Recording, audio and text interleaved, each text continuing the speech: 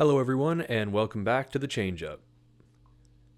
Now we have ourselves a pretty crazy one here today, one that I did not expect to be making. We have Pete Alonso headed to the Orioles on a 5-year, $155 million contract, with some incentives that would bring that up to $185 million. Now this one is pretty crazy. I did not expect Pete Alonso to go to the Orioles. I got an alert on my phone that he had been signed, and without even reading it, I'd assumed, all right, well, the Red Sox got their guy. And when I looked at it closer and saw that it was the Orioles, I was pretty shocked.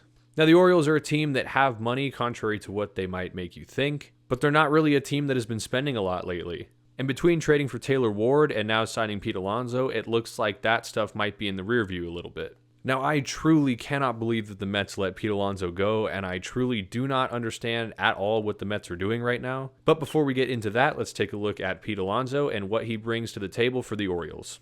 As we can see here, everyone pretty much knows Pete at this point. He just turned 31, and he had himself a really nice season last year. Hit 38 home runs, 347 on the on-base, 524 on the slug, with a WRC plus of 141. And he had himself a pretty nice WAR for a first baseman as well, especially when you consider Pete Alonso is a pretty bad defensive first baseman. He's one of the worst in the league. So a lot of his value is going to come with the bat, but that's all right because Pete is a great hitter. We can take a look here at his Baseball Savant page, and the metrics definitely back that up. Of course, we can see here the base running value as well as the fielding value are both pretty terrible. But as we can see here, 96th percentile in the batting run value, and that's what you're paying a guy like Pete for. Now, this is really interesting to me taking a look at his advanced metrics because one of the biggest kind of stories of Pete Alonso's free agency was the fact that people didn't think Pete Alonso would get that 5th year, and people are actually saying that that maybe is why the Mets backed out of Pete, and to me, I just do not get that at all. Pete's 31 years old, so he'll be 36 by the time the contract is over,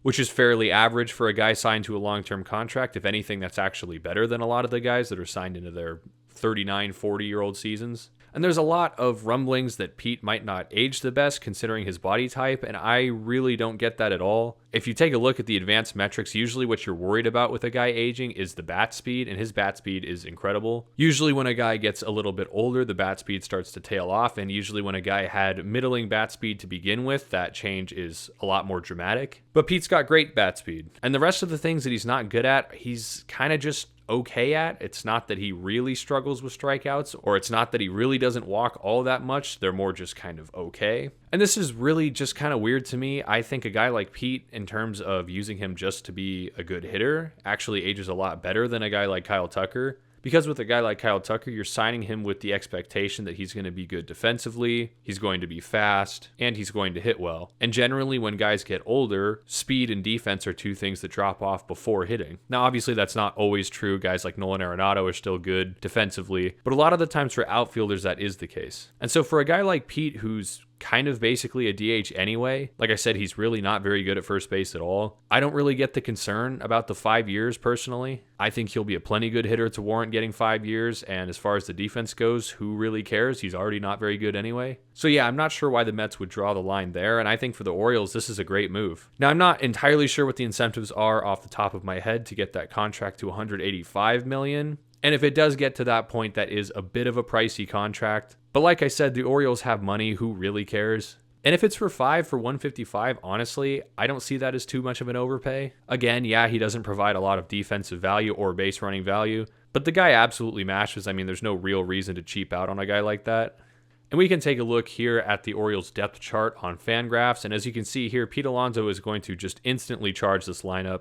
And this is really what the Orioles needed to do. I think they have all the young pieces they need, but they really needed that veteran presence to help them out. And it's really cool to see that even though the Orioles struggled last year, they didn't just roll over and die, and they're instead going for it this year. And this is a pretty good looking lineup. And I, of course, don't think this is how it will look in game. I think guys will be swapped around a little bit. But Pete Alonso is just going to give you a great middle of the order bat. He's going to hit home runs. He's going to drive in runs. There's a bit of a concern because for a right-handed hitter at Camden Yards, it's not usually the cleanest fit. But Pete goes opposite field a lot, and the Orioles have a pretty good right field for right-handed hitters. And yeah, I mean, I think if you're an Orioles fan, you can't get enough of this move. This is really the first time your ownership has expressed that they want to win and they want to spend money in a while now. I think the Taylor Ward trade was a little bit weird, truthfully, but I do think if they're going for more offense, just outscore the other team, then I think it's fine. But I have to bring up the fact that the pitching is looking still pretty rough. Now, Trevor Rogers had a bit of a renaissance last season. He put up a great year. Guys like Kyle Bradish are okay, but the rest of this pitching staff just isn't doing it for me. I know they added Ryan Helsley, which is cool.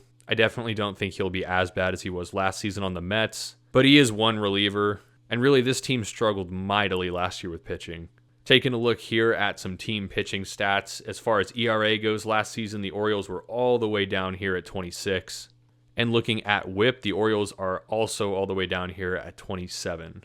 So yeah, I mean, I don't really know, Orioles fans, if you are like a playoff team now. I think you're definitely in a better spot than you were. But this pitching still definitely scares me. I don't love Trevor Rogers being your number one. I know he was great last season, but he definitely has the chance to regress.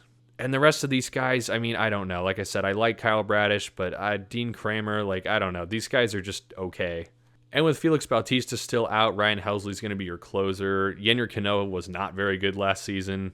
I don't know. But I love this move from the Orioles' perspective. I love adding this veteran presence to this very young lineup. I said this all of last season. I thought the Orioles really were just one or two veteran guys away from having a really good team. And we've seen the Orioles be good. Even with all these young guys, we've seen them make the playoffs. So now with some veteran presence, who knows? And of course, this wasn't a trade, but we do have to talk about the Mets, because what are the Mets doing? I just really don't get what's going on over there in New York. You trade Brandon Nimmo for Marcus Semien, which is like, okay. You don't re-sign Edwin Diaz, and from stuff that's coming out, maybe he didn't want to come back. It sounds like he was upset over the Devin Williams signing and that he wasn't notified, whatever. And then you don't re-sign Pete Alonso, even though you have the richest owner in baseball. And it wasn't like that crazy of a deal. I mean, most free agency deals are slight overpays, but that one didn't really feel all that bad to me. And beyond just the players, you're just getting rid of fan favorites. I mean, Edwin Diaz and Pete Alonso are just the Mets team. Fans loved those guys. It's really weird to me that the front office would just get rid of them. Not to mention, I mean, this is still their current rotation. That is not good. I mean, Nolan McLean was great last season. I could totally see him taking a step forward. But, I mean, I don't know. Clay Holmes, is he going to be as good as he was last year? Maybe. David Peterson's okay. Kodai Senga was horrible last year. Sean Manaea was bad. Cannot believe the money they paid Sean Manaea. And this bullpen's not very good, like, at all. They got worse at the closer position for essentially the same money, by the way. And yeah, this lineup just doesn't do it for me either. I mean, Mark Vientos is going to be your first baseman heading into next season. That scares me. So yeah, I mean, this is obviously a video about the Orioles and this great signing they've made, but I think this would be incomplete without just looking at the Mets and saying what is going on. Now, I think one could make the argument that maybe they're doing the opposite of what the Phillies are doing here. The Mets, similar to the Phillies, have fielded some pretty good teams and not had the results. Granted, the Phillies have had more results than the Mets, but at the end of the day, neither of them have been winning World Series. And it seems like so far, obviously it's only one signing, but the re-signing of Kyle Schwarber kind of says to me, okay, the Phillies are bringing in guys that were there. They're not necessarily shaking these up too much right now. Maybe they'll let Ranger Suarez go. Maybe they'll let some of these other guys go. Who really knows? But it seems to me that the Mets are doing the opposite. It seems to me that the Mets are saying, okay, we have not been winning, so let's get rid of some of these core guys that clearly we're just not being successful with. And whether that's the right move or not, who really knows? I mean, we're looking at the team. Doesn't look like it is so far. Who knows? Maybe they'll go out and sign Kyle Tucker, and this was the plan all along. I still think even if they were to do that, I don't really think that that makes them better than they were last year. Is Kyle Tucker that much better than Pete Alonso? I mean, sure, in the field, yeah. But is a guy like Kyle Tucker worth getting rid of Edwin Diaz and Pete Alonso and Brandon Nimmo? I don't know. And on the topic of free agency, let's just take a look really quick at the Orioles. And Orioles fans, I don't really know what's next in store for you guys. I did not have the Orioles spending a lot of money this offseason. I thought it was definitely a possibility. But it's one of those things that, like, until you prove it to me, I'm not going to predict it. But man, you guys are out there throwing some money around, so I don't know. Maybe the Orioles could take a flyer on another pitcher. And in fact, I think they should. I mean, like I said, the starting rotation, in my opinion, is not great. The bullpen still is not great. I think there's still work to be done here. But maybe with the signing of one more guy, this team could be a legitimate playoff contender.